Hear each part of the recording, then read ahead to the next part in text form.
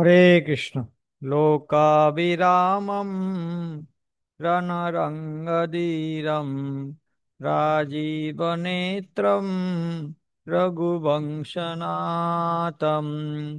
কারুণ্যরূপম করুণাকরম তম শ্রীরামচন্দ্রম শরণম প্রপদ্যে। সীতারাম লক্ষ্মণ হনুমান কি জয়। সবাইকে স্বাগত জানাচ্ছি আজকের অধিবেশনে। আমরা আলোচনা করছি ভগবান শ্রীরামের 32টি রূপ সম্পর্কে। অলরেডি 15টি রূপ সম্পর্কে আমরা আমাদের চ্যানেলে ভিডিও দিয়েছি। আজকে আমরা 16তম রূপ সম্পর্কে আলোচনা করব। শুরু করার পূর্বে যারা নতুন দেখছেন আমাদের এই চ্যানেলকে, তাদেরকে রিকোয়েস্ট করব আমাদের চ্যানেলটা অবশ্যই সাবস্ক্রাইব করে রাখুন, বেল আইকনটি ক্লিক করে রাখুন। আর আমরা এরকম আধ্যাত্মিক ভিডিও নিয়ে এসে থাকি নতুন নতুন। আপনি প্রিয়জনদের সাথে শেয়ার করুন ভিডিওগুলো, যাতে তারাও এরকম ভালো জিনিস জানতে পারে, শিখতে পারে, চর্চা করতে পারে। ঠিক আছে। তা আজকে আমরা 17 নম্বর রাম সম্পর্কে আলোচনা করব, যার নাম হচ্ছে পাদুকা রাম। পাদুকা রাম বাল্মীকি রামায়ণ অনুসারে পাদুকা রাম এই ঘটনাটা এসেছে অরণ্যকাণ্ডে। বিশেষ করে সীতা রাম লক্ষ্মণ তারা যখন চিত্রকূট পর্বতে ছিলেন সেই সময়কার ঘটনা। হুম। তো ইতিমধ্যে আমরা যে কাহিনীগুলো দেখেছি, যে ভগবান রামকে কইকেয়ী মাতার কথা অনুসারে বনবাসে আসতে হয়েছে। বনবাসে আসার পরে ভগবান রাম প্রথমে গুহের সাথে মিলিত হলেন, গুহের সাথে কি কি হলো সেগুলো আমরা আলোচনা করেছি। তারপর তিনি গঙ্গা নদী পার হয়ে বরদ্দাস মুনির আশ্রমে গেলেন। বরদাস মুনিকে জিজ্ঞেস করলেন, আমি কোথায় আমার বাস করা উচিত, কোথায় আমি কুটির নির্মাণ করতে পারি। বরদাস মুনি তাকে বললেন যে আপনি চিত্রকূট পর্বতে যান, সেখানে কুটির নির্মাণ করুন। তারপর ভগবান রাম, সীতা এবং লক্ষ্মণ তারা বরদাস মুনির কথা অনুসারে চিত্রকূট পর্বতে এসে কুটির নির্মাণ করলেন এবং সেখানে বাস করা শুরু করলেন। কোন কোন আচার্যরা বলেন ভগবান রাম চিত্রকূট পর্বতে 1 বছর ছিলেন, এবং চিত্রকূট পর্বতে ভগবান রামের যে লীলা সেটাকে কৃষ্ণের বৃন্দাবন লীলার সাথে তুলনা করেছেন অনেক আচার্যরা। কেননা কৃষ্ণের বৃন্দাবন লীলা, বৃন্দাবনটা যেমন বন ছিল এবং সেখানে কৃষ্ণ একদম সরল বনবাসীর মতো লীলা করেছেন, সেরকম চিত্রকূট পর্বতটাও একটা বন জঙ্গলের মধ্যেই ছিল। এবং সেখানে রাম একদম সহজ সরল, তার যে রাজ ঐশ্বর্য মর্যাদা, তার যে রাজধর্ম, তার যে একটা গাম্ভীর্য, একটা চারিত্রিক একটা আহ ভাব, ওগুলো অত ছিল না। তিনি একদম সহজ সরল বনবাসী জীবন যাপন করেছেন। বনবাসী যারা খোল বিল, হ্যাঁ, বিভিন্ন উপজাতি, তাদের সাথে তার এক মেলামেশা, তার বন্ধুত্ব, চলাফেরা সবকিছু। তো এদিকে কি হলো, ভগবান রাম তো চিত্রকূটে এসে গেছেন, ওদিকে দশরথ মহারাজ মারা গেছেন রামের বিরহে। এবং দশরথ মহারাজের অন্ত্যেষ্টিক্রিয়া করানোর জন্য, যেহেতু রাম লক্ষ্মণ এসে গেছেন, ভরত শত্রুঘ্ন ছিলেন মামা বাড়িতে। মামা বাড়ি মানে কেকয় প্রদেশে, বর্তমান রাশিয়া বা এরকম স্থানে, রাশিয়া ইউক্রেন এরকম স্থানে ছিল কেকয় প্রদেশটা। তো বশিষ্ঠ মুনি, যিনি ছিলেন ইক্ষ্বাকু বংশের কুলগুরু, তিনি ভরতকে উম, নিয়ে এসেছেন মামা বাড়ি থেকে। তো ভরত যখন এসেছেন, এখন দশরথ মহারাজের অন্ত্যেষ্টিক্রিয়া করার জন্য, কিন্তু দশরথ মহারাজ দেহত্যাগ করার আগে তিনি একটা কথা বলে গেছেন যে ভরত যেন আমার অন্ত্যেষ্টিক্রিয়া না করে। তো একটা সমস্যা হয়ে গেল। আর ভরতও রামকে খুব ভালোবাসতেন, বড় দাদাকে খুব ভালোবাসতেন। তাই ভরত চেয়েছিলেন কৈকেয়ীর পরিকল্পনা যাতে সফল না হয়, এবং রামই যেন রাজা, রাম রাজ্য যেন হয়। তাই ভরত, তিনি পরিকল্পনা করলেন, তিনি সবাইকে বললেন, আমরা সবাই মিলে, সমস্ত অযোধ্যাবাসী, সমস্ত গুরুদেবরা এবং সমস্ত মায়েরা সহ সবাই, মন্ত্রীরা সহ সবাই মিলে আমরা চিত্রকূট পর্বতে যাব, রামের চরণে পতিত হয়ে তাকে অনুরোধ করব ফিরে আসার জন্য, এবং তিনি যেন রাজা হন, এটা আমরা চেষ্টা করব। তো এভাবে তিনি রামকে অযোধ্যায় ফিরিয়ে নিয়ে আসার জন্য তার তিন মাতা কৌশল্যা, কৈকেয়ী, সুমিত্রা, সমস্ত গুরুজনগণ, মুনি ঋষিগণ, সমস্ত অযোধ্যাবাসী, সৈন্য সামন্ত এবং অভিষেক সামগ্রী সহ নিয়ে চিত্রকূট পর্বতে এসেছিলেন। তিনি চিত্রকূট পর্বতে শ্রীরামের কুটিরটা শনাক্ত করেছিলেন এবং শ্রীরামের চরণে ভূপতিত দণ্ডবত প্রণাম করেছিলেন। ভরত বলেছিলেন, প্রিয় ভ্রাতা, আপনি দয়া করে অযোধ্যায় ফিরে আসুন, আমরা রাম রাজ্যে বাস করতে চাই।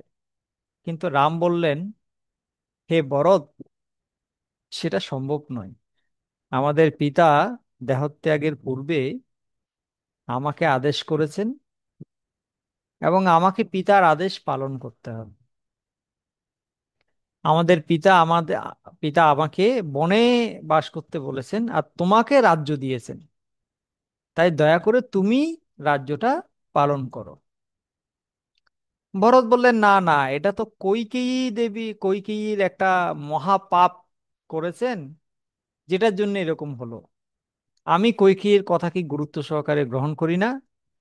দয়া করে আপনি বড় ভাই, আপনি আপনি ইক্ষ্বাকু বংশের ইতিহাসে এমন কোনো ইতিহাস নেই, হ্যাঁ, যে বড় ভাই থাকতে ছোট ভাই রাজা হয়েছে, এরকম কোন ইতিহাস নেই। আপনি রাজা হন।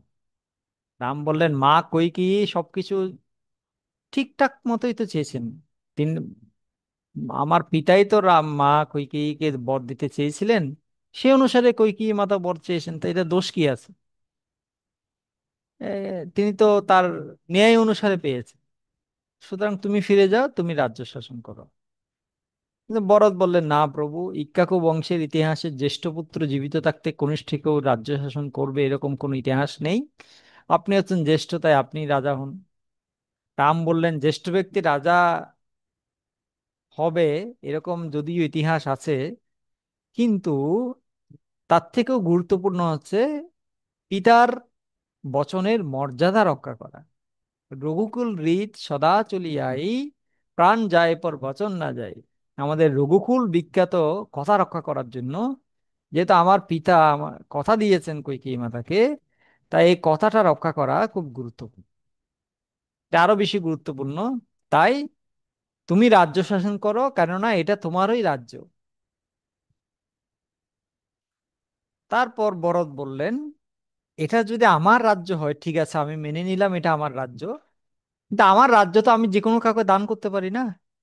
তা আমার রাজ্যটা আমি আপনাকে দান করলাম, এবার আপনি তো গ্রহণ করুন। রাম বললেন, তুমি তোমার রাজ্য যে কাউকে দান করতে পারো, সেই অধিকার তোমার আছে, কিন্তু তোমার রাজ্য গ্রহণ করার অধিকার আমার নেই। কেননা আমি এখন বনবাস ব্রত, আমি একটা ব্রত শুরু করেছি। ব্রতটা হচ্ছে বনবাস ব্রত। 14 বছর এই ব্রত আমি পালন করব। এই ব্রত যতক্ষণ শেষ না হচ্ছে, ততদিন তুমি দিলেও আমি রাজ্য গ্রহণ করতে পারবো না। তুমি যদি আমাকে জোর করো, তাহলে আমি 14 বছর পরে গিয়ে, 14 বছর পরে যখন ফিরে আসবো অযোধ্যাতে, তখন আমি তোমার কাছ থেকে তোমার যে অফারটা সেটা আমি গ্রহণ করব। কিন্তু এই 14 বছর আমি একটা ব্রত পালন করছি, বনবাস ব্রত। সুতরাং আমি চাই আমার পরিবর্তে তুমি রাজা হও। হুম, চিন্তা করে দেখুন, দুই ভাইয়ের মধ্যে কি কথোপকথন হচ্ছে। এখনকার দিনে এরকম হয়? এক টুকরো বাবার জমি, বাবা মারা গেছে, দুই ভাইয়ের মধ্যে কোন্দল। ঝগড়াঝাটি, কে ভালো জায়গাটা পাবে, কে ভালো ঘরটা পাবে, কে বেশি পাবে, এটা হচ্ছে আমাদের অবস্থা। আর রাম ভরতের কি রকম, তো এটা হচ্ছে ভগবানের সাথে আমাদের পার্থক্য। আমরা সবাই হচ্ছে স্বার্থপর, আর ভগবান এবং তার পার্ষদ যারা, তারা সবাই হচ্ছে নিঃস্বার্থ।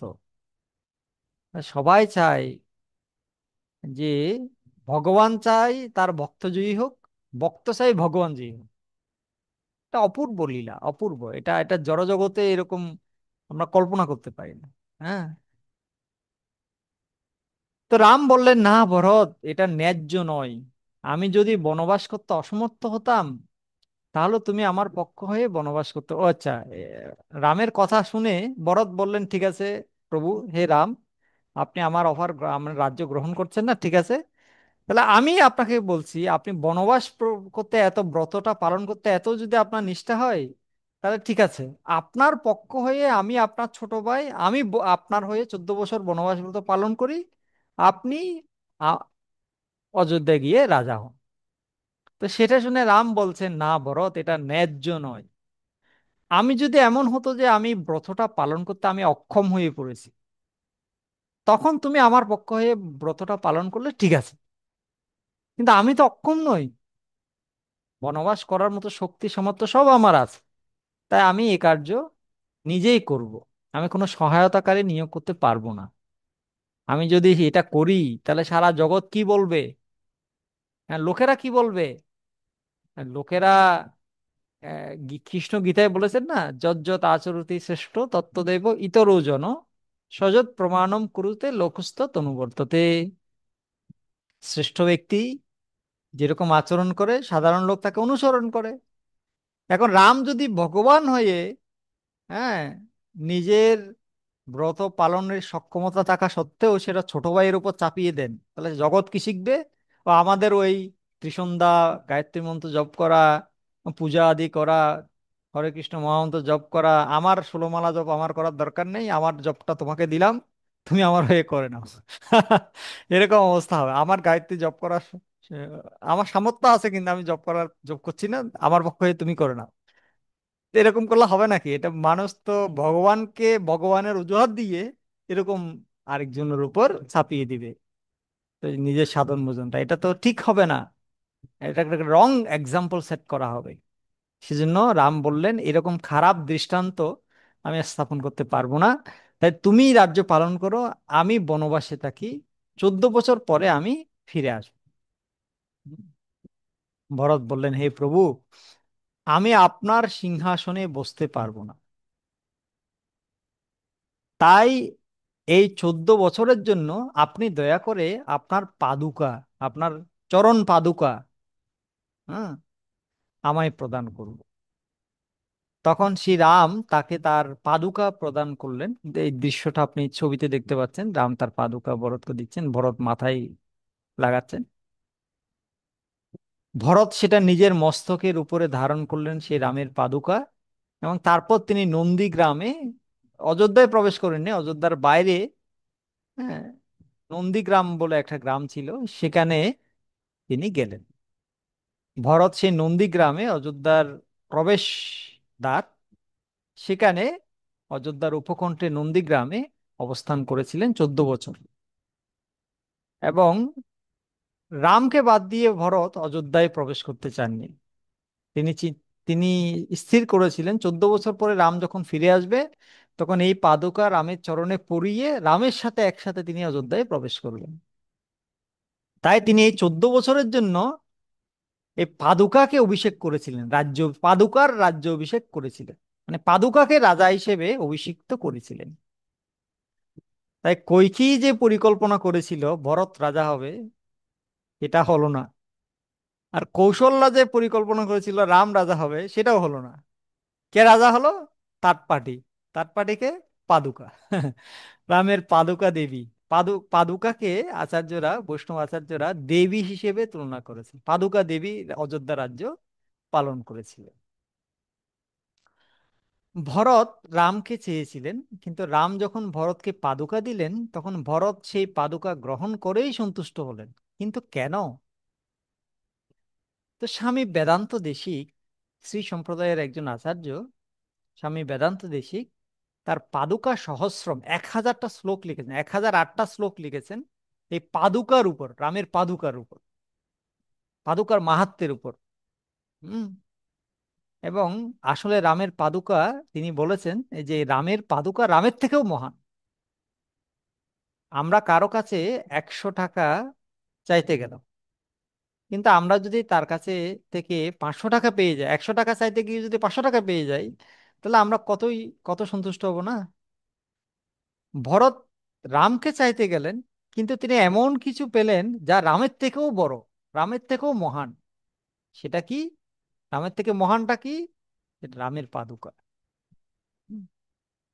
স্বামী বেদান্ত দেশিক তার পাদুকা সহস্রমে একটি এক্সাম্পল দিচ্ছেন, উদাহরণ, কিভাবে রামের পাদুকা রামের থেকে মহান তিনি উদাহরণ দিয়ে বুঝাচ্ছেন।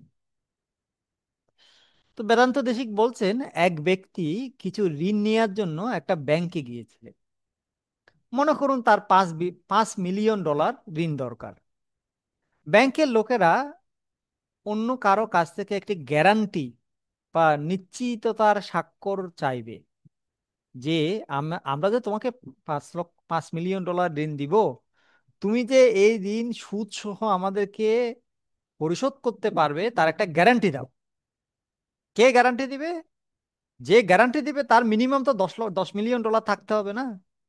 যে আমার পক্ষ হয়ে গ্যারান্টি দিবে যে এই ব্যক্তি 5 মিলিয়ন ডলার ঋণ সুদসহ ব্যাংকে পরিশোধ করতে পারবে, সেই ক্ষমতা ওর আছে। যে আমার পক্ষ হয়ে, হ্যাঁ, রিকমেন্ড করবে, তার তো অবশ্যই আরো বেশি টাকা থাকতে হবে না? 10 মিলিয়ন ডলার বা এরকম আরো বেশি থাকতে হবে না? তা এখন এখানে রাম ভরতকে বলছেন যে আমি 14 বছর পরে অযোধ্যায় ফিরে আসব, রাজ্য গ্রহণ করব, আর আমার পরিবর্তে তুমি এই পাদুকাকে নাও। এই পাদুকা গ্যারান্টি গ্যারান্টি স্বাক্ষর দিচ্ছে, রামের পক্ষ হয়ে পাদুকা স্বাক্ষর দিচ্ছে যে রাম অবশ্যই 14 বছর পরে ফিরে আসবে। তাহলে কে বড় হলো, রাম বড় হলো না রামের পাদুকা বড় হলো? যেহেতু পাদুকা রামের হয়ে গ্যারান্টি দিচ্ছে, তার মানে পাদুকার ক্ষমতা আরো বেশি। হ্যাঁ, তাই পাদুকা রামের থেকেও অনেক মহান। এটা প্রথম উদাহরণ দিয়েছেন বেদান্ত দেশিক। তো এটা কেবল কাব্যিক অলংকার নয়, আমরা সবাই রামরাজ্যের মতো রামরাজ্যের মহানতার কথা বলি। রামরাজ্য কত মহান ছিল, কত সুখী ছিল, কত মানুষেরা আনন্দে ছিল। কিন্তু রামের পাদুকা রাজ্য, যখন 14 বছর রাম বনবাসে ছিলেন, পাদুকা রাজা হয়েছিল।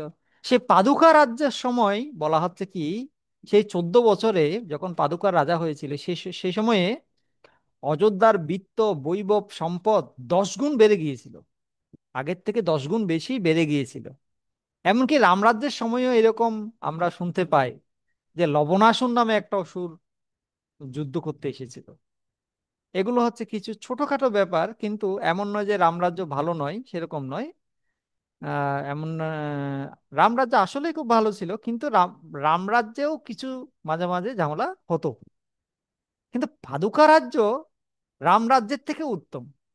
কেননা পাদুকা রাজ্যের সময়ে কোনো যুদ্ধ হয়নি অযোধ্যাতে, কেউ যুদ্ধ করতে আসেনি, কোনো অসুর আক্রমণ করেনি, এবং অযোধ্যার বিত্ত বৈভব আগের থেকে 10 গুণ বেশি বেড়ে গিয়েছিল এই 14 বছর। এটা হচ্ছে পাদুকা রাজ্যের মাহাত্ম্য। তো এখানে আপনি ছবিতে দেখতে পাচ্ছেন কিভাবে ভরত সীতারামকে স্মরণ করে পাদুকা দেবীকে পুজো করছেন। হুম। তে- আরেকটা উদাহরণ দিয়েছেন স্বামী বেদান্ত দেশী, কিভাবে রামের পাদুকা রামের থেকে মহান।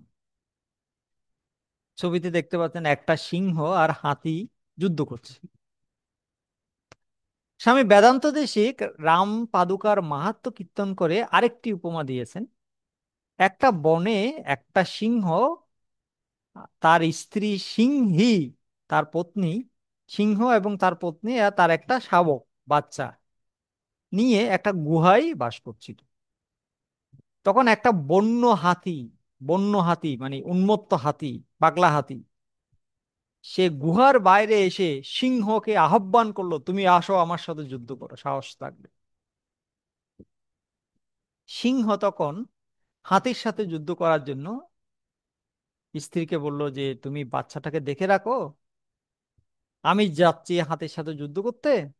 আমি যতক্ষণ হাতিকে মেরে ফিরে না আসি, ততক্ষণ পর্যন্ত তুমি এই বাচ্চাকে সুরক্ষা দাও, ঠিক আছে? তুমি গুহার বাইরে এসো না, গুহার ভিতরে থাকো। এরকম বলে, হ্যাঁ, বাচ্চাটিকে একটু আলিঙ্গন করে, হ্যাঁ, স্বস্তি দিলেন।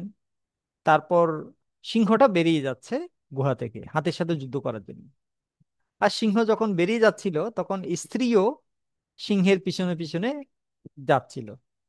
গুহার মুখ পর্যন্ত স্ত্রী গেল, স্বামীকে আগিয়ে দিল। আর সিংহ যখন গুহা থেকে বেরিয়ে গেল, তখন স্ত্রী সিংহ, মহিলা সিংহ, তার মনে পড়লো, ও আমার তো শাবক আছে, বাচ্চা আছে, ওকে রক্ষা করতে হবে। আমি যদি বেরিয়ে যাই গুহা থেকে তাহলে তো হবে না। তখন স্ত্রী সিংহ ফিরে গেল কোথায়? বাচ্চার কাছে। তো এখন উপমার সাথে পাদুকার সাথে কি সম্পর্ক? তো এই দৃষ্টান্তে বেদান্ত দেশিক বলছেন, এই যে এক্সাম্পল দেয়া হলো এখানে, গুহাটা কি? গুহাটা হচ্ছে অযোধ্যা, হচ্ছে গুহা। পুরুষ সিংহটা হচ্ছে ভগবান রামচন্দ্র, স্ত্রী সিংহটা হচ্ছে রামের পাদুকা, আর শাবক হচ্ছে ভরত। সিংহের যে বাচ্চা সে হচ্ছে ভরত। আর হাতিটা কি? রাবণ হচ্ছে হাতি, পাগলা হাতি। বুঝে গেছে? তো রাম যখন হাতিরূপী, রাম সিংহ, রামরূপী সিংহ যখন হাতিরূপী রাবণের সাথে যুদ্ধ করার জন্য গুহা থেকে বেরিয়ে যাচ্ছিল, মানে অযোধ্যা থেকে বাইরে চলে যাচ্ছিল, সেই গুহার প্রবেশ পথ কি ছিল? চিত্রকূট পর্বত। তো চিত্রকূট পর্যন্ত রামের পাদুকা রামের সাথে গিয়েছে। রামের পাদুকা মানে স্ত্রী সিংহ। এখন পাদুকা দেবী হচ্ছে স্ত্রী সিংহ, আর শাবক হচ্ছে ভরত। স্ত্রী সিংহ যেমন প্রবেশ পথ থেকে ফিরে এসে শাবককে সুরক্ষা দিল, সেরকম পাদুকা দেবীও চিত্রকূট থেকে ফিরে এসে ভরতকে সুরক্ষা দিলেন। বুঝা যাচ্ছে কি? তারপর রাম রাবণ রূপী হাতিকে হত্যা করে পুনরায় যখন অযোধ্যায় ফিরে এলেন, এবং পাদুকা দেবী স্ত্রী সিংহ ও শাবক ভরত এর সাথে মিলিত হলেন। আর সেটাকে বলা হচ্ছে পাদুকা পট্টাভিষেকম, এটার সারাংশ। এই যে পুরো ব্যাপারটা, এটাকে বলা হচ্ছে পাদুকা পট্টাভিষেকম, এর সারাংশ। স্বামী বেদান্ত দেশিকের ভাষায়। তো যে রাম ভরতকে এই পাদুকা, তো এখানে একটা প্রশ্ন এসে যায় কি, মানে ভরত রাম কি ভরত রামের পাদুকা কি সুরক্ষা করেছিলেন, নাকি পাদুকা ভরতকে সুরক্ষা দিয়েছিলেন? কোনটা? পাদুকা ভরতকে সুরক্ষা দিয়েছিলেন, ভরত পাদুকাকে সুরক্ষা দেয়নি। রামের পাদুকা ভরতকে সুরক্ষা দিয়েছে, তাই পাদুকাকে মাথা মাথা সিংহ, আর ভরতকে সিংহের বাচ্চার সাথে তুলনা করেছেন স্বামী বেদান্ত দেশী। হম তাই 16তম রাম, 16তম রাম হচ্ছে পাদুকা রাম। স্বামী বেদান্ত দেশী লিখেছেন, সবার মাথায়, আমাদের সবার মাথায় একটি রেখা আছে, যাকে ভাগ্য রেখা বলা হয়, যেটা সাধারণত পরিবর্তন করা যায় না। কিন্তু আমরা যদি শ্রী রামের পাদুকাকে আরাধনা করি, তখন পাদুকা দেবীর কৃপায় আমাদের ভাগ্য পরিবর্তন হয়ে যায়। তাই আসুন আমরা পাদুকা দেবীর কাছে প্রার্থনা করি। ওম পাদুকা রামায় নমঃ, ওম পাদুকা রামায় নমঃ, ওম পাদুকা রামায় নমঃ।